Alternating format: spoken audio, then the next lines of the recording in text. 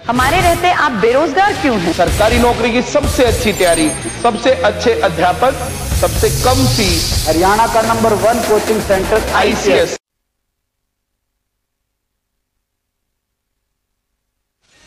नमस्कार, मैं हूं प्रमोद और आप देखना शुरू कर चुके हैं thesadkanaama.com।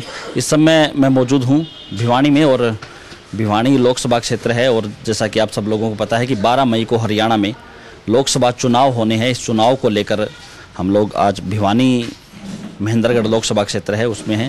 मेरे साथ इस समय मौजूद हैं धर्मवीर सिंह और ये कहूँगा कि भारतीय जनता पार्टी ने हाल ही में इनको प्रत्याशी बनाया है और प्रत्याशी बनाने के बाद पहला रिएक्शन क्या है? पिछले 5 साल से सांसद हूँ भारतीय जनता पार्टी का जी। और जहाँ तक एक्शन रिएक्शन की बात है जी। देश में इस बार ये जो चुनाव है, ये चुनाव किसी की हार जीत का है ही नहीं। ये तो देश के नाम का चुनाव है। पहली बार एक तरफ नरेंद्र मोदी देश के प्रधानमंत्री भारतीय जनता पार्टी की तरफ से, और उनके हाथों में हमने देश को विकासशील की श्रेणी से निकाल के विकसित देशों की श्रेणी में ले जाना चाहता है सारा देश। और दूसरी तरफ दूसरी पार्टियों के होने वाले प्रधानमंत्री अपने आप में जो कहते हैं, उनका स्टेचर कैसा है, उनकी सोच कैसी है, और वो सोच झलकी जब उन्होंने घोषणा पत्र जारी किया, मैनिफेस्टो, कि अगर हम आए तो फौज के सिपाहियों को जो खुली छूट दी है वो वापस ले लेंगे। यानी आज आप किसी घर में जाके पूछो जिसके घर में पैरामिलिट्री फोर्सेस के आदमी या डिफेंस में हैं, सुबह से शाम तक 4 बार टेलीफोन करते हैं, भाई हालात ठीक हैं क्या।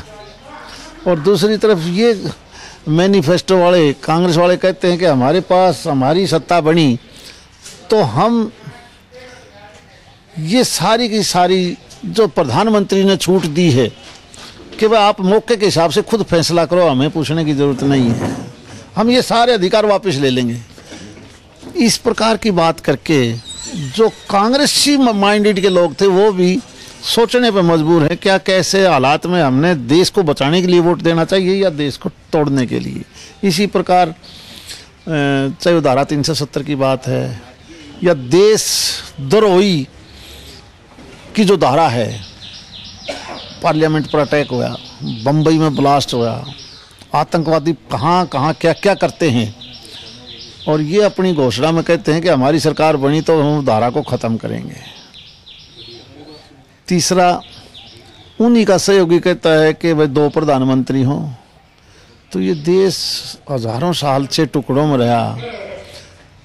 पटेल साहब की वजह से सारी रियासत थी वो एक होके, एक कश्मीर उन्हीं की गलती से, कांग्रेस की गलती से अलग रहा था। अब ये दोबारा ये ऐसा माहौल पैदा करना चाहते हैं कि देश एक और प्रधानमंत्री अलग अलग, फिर नॉर्थ ईस्ट आसाम चला जाएगा, कभी कभी दक्षिण वाले कहेंगे, कभी आतंकवाद पंजाब में भी आता वो भी हो जाएंगे। यानी इस प्रकार की सोच, और जब देश ही नहीं बचेगा तो योजनाएं क्या करेंगे। सबसे पहले तो देश बचाना है। ये चुनाव देश बचाने के लिए है, ये चुनाव सरकार बनाने के लिए नहीं है। पिछले दिनों मुख्यमंत्री ने भी आपके इधर जुई में बड़ी रैली करी। रैली के बाद और ये कहेंगे कि जो ग्रामीण अंचल है, क्योंकि आपका जो ये लोकसभा क्षेत्र है अधिकतर जो ग्रामीण परिवेश ज़्यादा है, तो जो सरकार ने जो पारदर्शिता के आधार पे जो रोजगार दिए, कहीं ना कहीं रोजगार भी इस जो लोकसभा चुनाव उसमें बड़ा मुद्दा रहेगा। देखिए, क्योंकि ये चुनाव लोकसभा का है, क्षेत्रीय मुद्दों का नहीं है, परंतु स्टेट गवर्नमेंट ने भी पिछले 5 साल में एक व्यवस्था बदल दी। किसी को लगता ही नहीं था कि ऐसी सरकारें भी बनेंगी जो पारदर्शी हो, जो बगैर इंटरव्यू के। मैं हैरान हूँ, पुलिस के कई थानेदार मेरे पास लगने वाले आए कि जी मेरा लड़का थानेदार लग गया, मेरा लड़का फलां जगह लग गया, ये लेक्चरर लग गया, क्लास डी में देखो तो वही बात। और मेरा क्षेत्र सारी प्रदेश की 10 लोकसभा सीटों में से मैं ये मान के चलता हूँ सबसे ज़्यादा बेरोजगारी इधर है, और यहाँ के लड़के पढ़ाई में संघर्ष भी करते हैं। आप देखते हो सरकारी स्कूल और कॉलेज की तुलना में प्राइवेट सेक्टर में भी बहुत ज़्यादा मेहनत करने वाले बच्चे यहाँ हैं, क्योंकि यहाँ पानी की कमी है। और सरकारी नौकरियों में सबसे ज़्यादा अगर कहीं के लड़के लगे हैं तो इस लोकसभा क्षेत्र भिवानी महेंद्रगढ़ के लगे हैं। स्वाभाविक है जब एक व्यवस्था बदल दी, पहले की तरह लिस्टें जाना, पर्ची देना, सिफारिश करना, वो सारी चीज़ें ऐसी हटी कि आम आदमी अब इस बात को देख के मेहनत करने लग गया कि व्यवस्था उसकी बजाय ये बहुत ज़्यादा बेहतर व्यवस्था है। इसलिए जिन लोगों का वोट देने का मन नहीं करता था वो भी कहते हैं भाई व्यवस्था ये ठीक है, हमने तो पिछले कई सालों में इस प्रकार की व्यवस्था नहीं देखी। मैं मान के चलता हूँ कि उससे भी वोट का, मतदाता का बहुत ज़्यादा रुझान भारतीय जनता पार्टी की तरफ बढ़ा है। एमपी साहब, जैसे आपका ये जो इलाका है भिवानी महेंद्रगढ़ लोकसभा क्षेत्र है, काफ़ी लंबा इलाका है, राजस्थान के साथ सीमा इसकी लगती है। तो पिछले जो आपका प्लान था और इस प्लान है, क्या आपका ड्रीम प्रोजेक्ट है बड़ा जो इस प्लान में जो लोगों के बीच जाएंगे? इसमें दो राय नहीं कि ये लोकसभा क्षेत्र राजस्थान के 5 डिस्ट्रिक्टों के साथ लगता है और राजस्थान का एक डिस्ट्रिक्ट हरियाणा का 70% भूभाग के बराबर है। आप उधर से जाओगे तो पहले अलवर, फिर जयपुर, सीकर, झुंझुनू और चोरू, ये सारे के सारे डिस्ट्रिक्ट राजस्थान के लोकसभा महेंद्रगढ़ भिवानी के बॉर्डर पर लगते हैं। सबसे ज़्यादा दिक्कत होती थी यहाँ पानी की, कनेक्टिविटी के नाम से सड़क की। आप देखोगे इस 4 साल 5 साल पहले भिवानी महेंद्रगढ़ की सड़कों का क्या हाल था। कोई रोहतक से आता, कोई महम से आता, कोई झज्जर से दादरी आता या रेवाड़ी से नारनौल जाता, तो गाड़ी वालों को पता चल जाता था कि हम कहीं किसी दूसरे प्रदेश में तो नहीं आ गए। अब चाहे वो इंटीरियर रोड हैं, NH के रोड हैं, स्टेट के हैं, चाहे वो स्टेट हाईवे हों या डिस्ट्रिक्ट के मेजर रोड हों, इवन लिंक रोड भी हों, वो सारे के सारे भी 12 फुट की बजाय लगभग वो 18 फुट नई सड़कें बना दी। केवल सड़कों का नहीं, पानी बड़ी समस्या थी। प्रदेश की सरकार ने पहले इसी पानी को समुचित ढंग से टेल तक पहुंचाने के लिए जहां JLN को पीछे से बड़े प्रोजेक्ट बनाए और उसकी कैपेसिटी बढ़ाई, जिसमें कभी 2000 क्यूसेक पानी नहीं आता था JLN में, वो आखिरी रेवाड़ी तक, नांगल चौधरी तक, JLN का पार्ट हमारा लोहारू की टेल तक, ये सारे JLN से जुड़े हुए हैं। उनकी कैपेसिटी 2700, 2700 क्यूसेक पर, यानी 700 क्यूसेक पानी हम उसमें ज़्यादा ले पाए जो पहले कैपेसिटी नहीं थी। सेम पोजीशन जूही की, सिवानी की, दादरी फीडर की, इनको रिमॉडलिंग करके, कुछ तो रिमॉडलिंग होगी, कुछ के टेंडर कर रखे, काम निरंतर जारी है। अब आचार संहिता की वजह से एक बार ड्रॉप हो जाता है, कहीं रुकावट आती है। यानी शिवानी में देखोगे तो तकरीबन अच्छा पैसा खर्च करके उसकी कैपेसिटी बढ़ा ली, पंप हाउस नंबर 1 तक। अगर हम डाबड़ा से चलें तो शाडवा तक। निगाना की देखोगे तो दोबारा रिमॉडलिंग होगी। उनके जितने आगे चैनल थे, जितने माइनर थे, उनके या तो काम हो गए या होने लग रहे हैं। सेम पोजीशन दादरी फीडर की है। सेम लोहारू की देखोगे कि कभी पानी टेल पर नहीं पहुंचता था।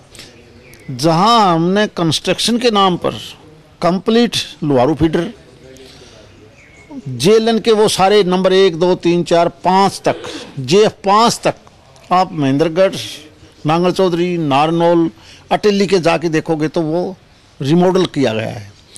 पंप हाउसेज के ऊपर 143 करोड़ रुपया केवल और केवल महेंद्रगढ़ इलाके में किया।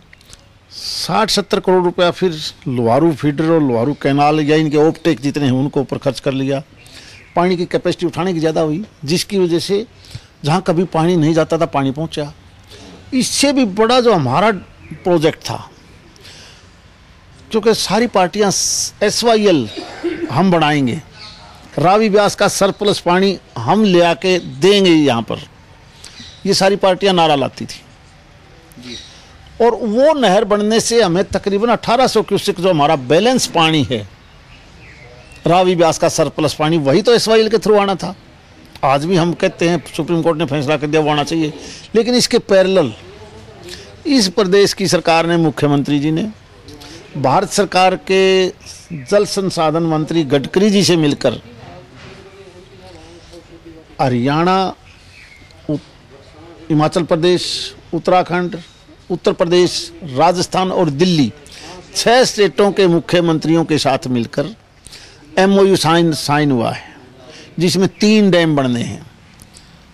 रेणुका और लखवार डैम जिनके MOU साइन हो चुके हैं समझौते को लिए, किसाऊ डैम प्रोसेस में है, आचार संहिता लगी, इसके बाद ये काम हो जाएगा। उसके बाद कई बार बारिश के दिनों में जमुना में फ्लड आ जाता है, कई लोग तो कहते हैं दिल्ली डूबेगी। वो सारा पानी के 3 डैम बनाए जाएंगे और तीनों डैम बनाने का सारा खर्च जितना आएगा उसका 90% जल संसाधन मंत्रालय भारत सरकार देगी, मात्र 10% पैसा 6 स्टेट देंगी नाम मात्र का। उसमें पानी की सबसे ज़्यादा मात्रा हरियाणा प्रदेश को मिलेगी। बिजली जैसी चीज़ें उत्तराखंड और हिमाचल का भी हिस्सा है, यानी उस पानी का बड़ा हिस्सा हरियाणा को मिलने जा रहा है। किसी को कोई रोक टोक नहीं, पंजाब की तरह नहीं है, वो जमुना एक बह रही है, ऊपर हमने ज़मीन ले ली, सारे काम किसी का कोई ना है, उत्तराखंड का ना हिमाचल का ना वो यूपी का, किसी का इतराज़ नहीं। हरियाणा का होना ही नहीं था। जमुना में पानी आना है, वही जाके आगे गंगा में पड़ता है। उसको दोबारा से जीवित करने के लिए जितना SYL के माध्यम से रावी व्यास का सरप्लस पानी हमने मिलना था, उससे सवाया पानी अकेला हरियाणा को मिलेगा एडिशनल। और जैसे ही वो पानी हमें मिलना शुरू हो जाएगा तो प्रदेश की सरकार ने जो पुराने सिस्टम आपके नहर के थे, चाहे वो JLN है, WJC है जिसको वेस्ट जमुना कैनाल बोलते हैं हम, उन सभी की कैपेसिटी दोगुनी करने के लिए 2 प्रोजेक्ट 2,500 करोड़ के नाबार्ड से मंजूर करवा लिए, ताकि समय आने पर सारा सिस्टम दुरुस्त हो सके। मैं मानता हूँ जब ये सारा सिस्टम होगा तो ये एक बहुत बड़ा ड्रीम प्रोजेक्ट इस प्रदेश के खासकर दक्षिणी हरियाणा के लिए था।